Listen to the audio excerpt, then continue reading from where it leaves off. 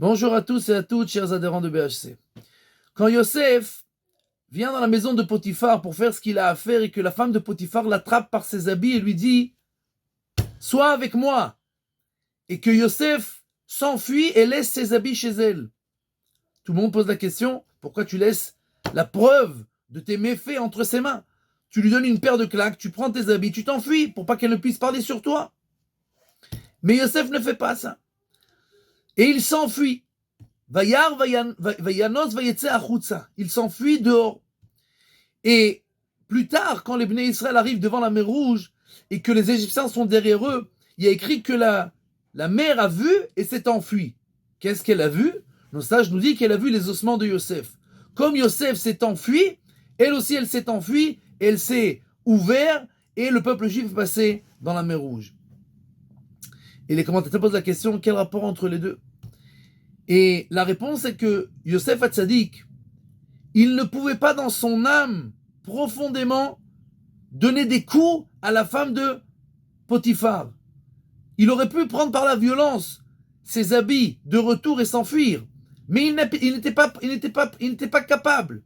Puisque j'ai vécu là-bas, j'ai reçu d'eux à manger, à boire, à dormir. Ils sont occupés de moi. C'est vrai que maintenant elle veut me faire du mal, mais elle m'a fait du bien. C'est une maison qui m'a fait du bien. Comment je peux rendre du mal envers ce bien-là ? Et donc il n'était pas capable dans son âme de faire une chose pareille.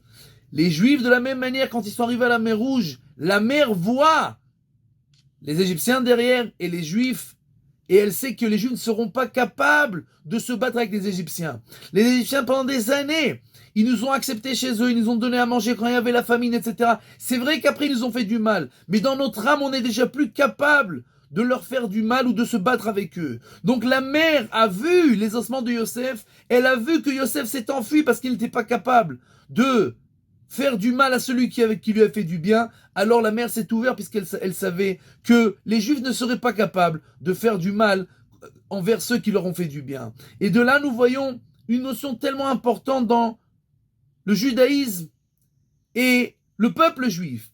Le peuple juif n'est pas capable de faire du mal, quel que soit le mal, et quel que soit le mal que on nous a fait. Si nous avons reçu du bien d'une certaine personne, etc., dans notre âme, nous ne sommes plus capables de faire du mal. C'est quelque chose qui est ancré en nous, qui est inculqué en nous, et nous devons nous rappeler de cela tout le temps. Savoir reconnaître le bien qu'on nous a fait, quel que soit le bien qui nous a été fait, même si après on a reçu du mal, mais savoir se rappeler de ce bien-là, et que le ressentir en nous pour pouvoir être toujours reconnaissable de ce qu'on nous fait, que ce soit nos proches ou les gens qui sont plus loin de ça.